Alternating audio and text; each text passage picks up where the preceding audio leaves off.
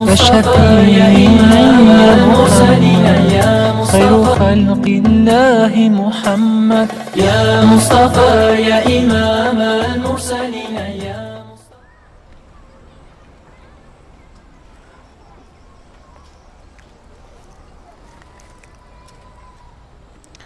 Assalamualaikum warahmatullahi wabarakatuh.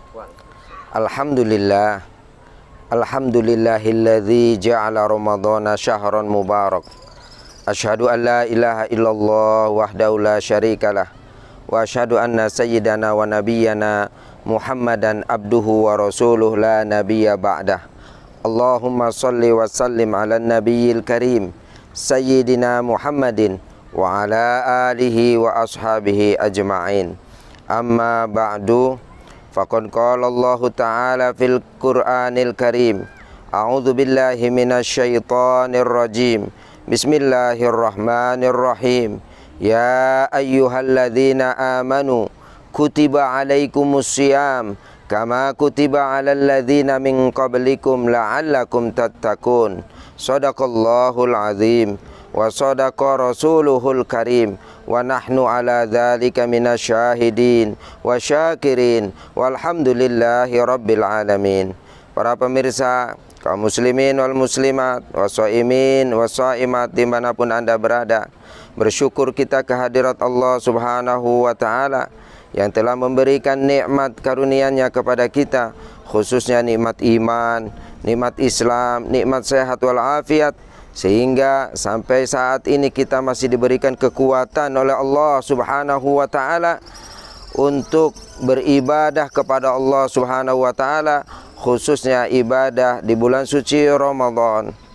Para pemirsa yang dimuliakan oleh Allah subhanahu wa ta'ala, kita juga bersyukur kehadirat Allah subhanahu wa ta'ala yang telah memberikan kesempatan kepada kita, memberikan kesempatan umur kepada kita, sehingga sampailah usia kita ke dalam bulan suci Ramadan yang penuh berkah, ke dalam bulan suci Ramadan yang penuh dengan rahmat Allah subhanahu wa ta'ala.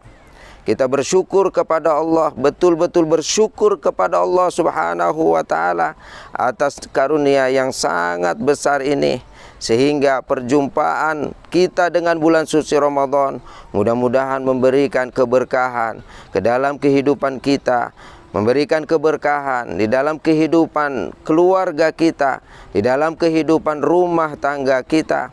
Karena bulan suci Ramadan adalah bulan yang dimuliakan oleh Allah subhanahu wa ta'ala. Setiap helaan napas, laksana tasbih, setiap orang yang berpuasa, tidurnya pun dicatat oleh Allah subhanahu wa ta'ala sebagai orang yang beribadah kepada Allah subhanahu wa ta'ala. Para pemirsa, kaum muslimin wal muslimat, as-shaimin was-shaimat yang dimuliakan oleh Allah subhanahu wa ta'ala dimanapun anda berada. Di dalam hidup ini tentu yang kita inginkan hanya keridhaan daripada Allah subhanahu wa ta'ala. Di dalam hidup ini kita hanya menginginkan ridho Allah subhanahu wa ta'ala. Kita juga sering mendengar satu munajat orang-orang sufi, ahli tarekah, selalu memanjatkan munajatnya dengan kata-kata ilahi anta maksudi wa ridhaka matlubi. Ilahi wahai Tuhanku, anta maksudi, engkaulah puncak daripada tujuan hidupku, waridhaka matlubi, dan keridhoanmu hanya yang kami harapkan, dan hanya keridhoanmu yang kami harapkan dan kami inginkan di dalam hidup ini. Maka tidak heran kita sehabis sholat berjamaah, kita senantiasa berdoa memohon kepada Allah subhanahu wa ta'ala. Allahumma inna nas'aluka ridhaka wal jannah wa na'udzubika min sakhatika wan nar. Ya Allah, kami memohon kepadamu, memohon keridhoanmu dan surgamu ya Allah, dan kami berlindung kepadamu daripada murkamu dan siksaan api nerakamu. Para pemirsa yang dimuliakan oleh Allah subhanahu wa ta'ala, tetapi sayang, di dalam kehidupan sehari-hari ada orang yang dimurkai oleh Allah subhanahu wa ta'ala, Ada orang hidupnya tidak mendapatkan ridho daripada Allah Subhanahu wa ta'ala. Orang tersebut ketika di akhirat kelak tidak diajak bicara oleh Allah Subhanahu wa ta'ala, tidak dihapus dosanya oleh Allah Subhanahu wa ta'ala, bahkan tidak dipandang sedikit pun oleh Allah Subhanahu wa ta'ala. Bahkan selanjutnya dia mendapatkan siksaan yang sangat pedih daripada Allah Subhanahu wa ta'ala. Ini terekam di dalam hadis baginda Rasul Muhammad sallallahu alaihi wasallam yang diriwayatkan oleh Imam Muslim rahimahullahu ta'ala. Baginda Rasul sallallahu alaihi wasallam bersabda, "An Abi Hurairah radhiyallahu anhu qol." Dari Abi Hurairah, semoga Allah meridhoinya, beliau berkata, qala Rasulullah sallallahu alaihi wasallam, telah bersabda baginda Rasul Muhammad sallallahu alaihi wasallam, salasatun la yukallimuhullahu yaumal qiyamah wa la yuzakkihim wa la yanzuru ilaihim walahum adzabun alim. Ada 3 golongan manusia yang tidak akan diajak bicara oleh Allah Subhanahu wa ta'ala pada hari kiamat kelak. Dosanya tidak dihapus oleh Allah Subhanahu wa ta'ala, dan dia tidak dipandang sedikit pun oleh Allah Subhanahu wa ta'ala. Walahum adzabun alim, dan bagi mereka siksa yang sangat pedih. Tentu siksa saja sudah menyakitkan, apalagi ditambah dengan kata-kata alim, sangat menyakitkan. Tentu ini gambaran siksa yang luar biasa. Siapakah ketiga golongan orang yang tidak akan diajak bicara oleh Allah Subhanahu wa ta'ala? Siapakah 3 golongan orang yang tidak dihapus dosanya oleh Allah Subhanahu wa ta'ala pada hari kiamat? Siapakah ketiga golongan orang itu yang tidak dipandang oleh Allah, bahkan diberikan siksaan yang sangat pedih? Yang pertama adalah syaikhun zanin, seorang laki-laki dan ataupun seorang perempuan. Dia sudah memiliki pasangan hidup, sudah menikah dia, tetapi dia masih tetap melakukan perbuatan zina yang diharamkan oleh Allah Subhanahu wa ta'ala. Padahal dia mempunyai pasangan hidup yang ideal, istrinya cantik, dia taat kepada suaminya, tetapi sayang suaminya kurang selera kepada istrinya. Suaminya hanya selera kepada istri orang lain. Na'udzubillahi min dzalik, sehingga terjadi hubungan dan selanjutnya terjadilah perzinahan. Kita berpikir, pemirsa yang dimuliakan oleh Allah Subhanahu wa ta'ala, penyakit seperti ini kita berpikir hanyalah terjadi di kota-kota besar saja, kota-kota metropolitan yang kehidupannya kompleks. Setiap hari ada seorang istri keluar dari rumahnya pakai pakaian rapi, pakaian bagus, wangi, dia pergi ke tempat kerjanya. Di tempat kerja berjumpa dengan kawan kerjanya laki-laki, berpakaian rapi, wangi. Dia hidup satu kantor hari-hari. Maka tidak sedikit orang yang seperti itu akhirnya terjalin hubungan gelap, terjadi hubungan yang dilarang oleh Allah Subhanahu wa ta'ala. Dia awalnya curhat-curhatan, sehingga berikutnya terjadilah apa yang terjadi. Maka dia akan melakukan berikutnya, melakukan perzinahan yang dilarang oleh Allah Subhanahu wa ta'ala. Na'udzubillahi min dzalik. Tetapi rupanya persepsi kita salah. Penyakit yang seperti ini bukan hanya terjadi di kota-kota besar.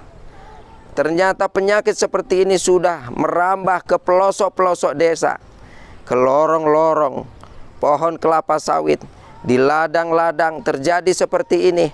Tidak sedikit orang melakukan hubungan yang dilarang oleh Allah Subhanahu wa ta'ala. Di kampung-kampung, di desa-desa, ada seorang suami tega meninggalkan anak istrinya demi untuk lari dengan perempuan lain. Pun demikian ada seorang istri rela, tega dia meninggalkan anak kandungnya yang lahir daripada rahimnya. Dia tinggalkan demi lari dengan laki-laki lain. Pemirsa yang dimuliakan oleh Allah Subhanahu wa taala, orang yang seperti ini tidak akan diajak bicara oleh Allah Subhanahu wa taala pada hari kiamat. Orang seperti ini tidak diampuni dosanya oleh Allah Subhanahu wa taala. Orang seperti ini tidak akan ditengok oleh Allah Subhanahu wa taala sedikit pun, dan dia akan mendapatkan siksa yang sangat pedih yang diberikan oleh Allah Subhanahu wa taala. Yang kedua, pemirsa yang dirahmati oleh Allah Subhanahu wa taala, dimanapun Anda berada, orang yang tidak akan diajak bicara oleh Allah Subhanahu wa taala pada hari kiamat ialah malikun kadzab, seorang raja yang pendusta, seorang pemimpin yang pembohong. Dia berjanji ketika dia belum jadi pemimpin agar masyarakat, rakyat bisa memilih dirinya dengan janji-janji manis. Saya nanti kalau sudah terpilih menjadi pemimpin akan mensejahterakan rakyat, akan memakmurkan masyarakat, akan memberikan kebahagiaan kepada masyarakat. Barang-barang kebutuhan harian akan murah. Semua kebutuhan bisa terjangkau oleh kehidupan masyarakat. Tetapi apa yang terjadi ketika dia terpilih sebagai pemimpin? Dia bohong, dia khianat kepada rakyat. Apa yang dia janjikan sebelumnya ternyata hanya janji-janji manis saja. Pemimpin seperti ini tidak akan diajak bicara oleh Allah Subhanahu wa taala pada hari kiamat, dan dia dosanya tidak dihapuskan oleh Allah Subhanahu wa taala. Dia tidak akan ditengok sedikit pun oleh Allah Subhanahu wa taala, dan orang pemimpin seperti ini akan mendapatkan siksaan yang sangat pedih yang diberikan oleh Allah Subhanahu wa taala. Yang ketiga, pemirsa yang dimuliakan oleh Allah Subhanahu wa taala, dimanapun Anda berada, yang tidak akan diajak bicara oleh Allah Subhanahu wa taala pada hari kiamat ialah ailun mustakbir, orang yang miskin, orang yang melarat, tidak punya apa-apa tetapi dia berbuat sombong. Kalau orang kaya sombong, masih ada yang dia sombongkan, yaitu harta kekayaannya. Kalau orang yang memiliki jabatan berbuat sombong, masih ada yang dia sombongkan, yaitu jabatannya itu. Tetapi orang yang miskin, tidak memiliki jabatan, sombong, apa yang dia akan sombongkan? Kita pun berpikir, memang apalah yang akan dia sombongkan? Ternyata kata hadis baginda Rasul Shallallahu Alaihi Wasallam, sombong itu adalah batrul haq wa gomtun nas, ialah menolak kebaikan-kebaikan yang telah Allah berikan kepada kita, menolak ajaran agama Islam, dan mencemooh manusia, mencemooh orang lain, menganggap kecil kepada orang lain. Ketika dia dikasih nasihat, wahai fulan, janganlah engkau berbuat dosa, malah sebaliknya dia buat hari-hari perbuatannya hanya dosa dengan dosa saja. Wahai fulan, janganlah engkau berbuat zina, maka setiap malam dia berzina.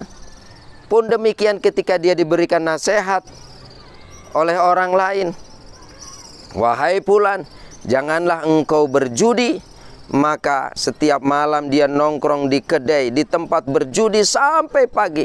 Apa yang diberikan nasihat kepadanya tidak pernah didengar. Siapapun yang memberikan nasihat kepadanya dicemooh. Siapalah kamu? Siapalah kamu? Maka orang miskin seperti itu adalah miskin yang sombong.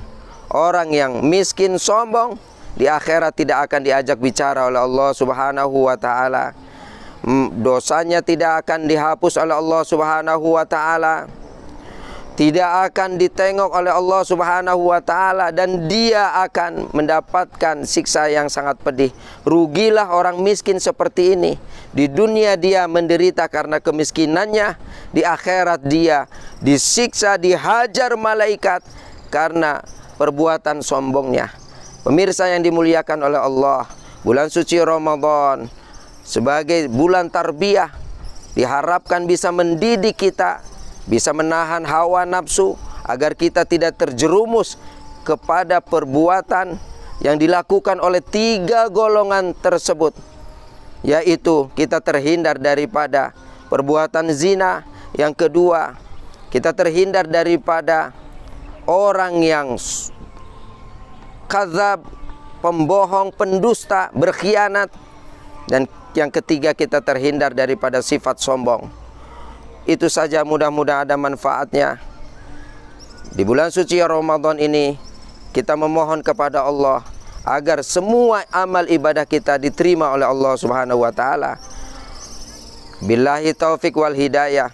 Wallahul muwafiq ila aqwamit thariq. Wassalamualaikum warahmatullahi wabarakatuh. كل شي ناسين أجامل مرة مرتين أدور معك وكل زين حتى المستحن شال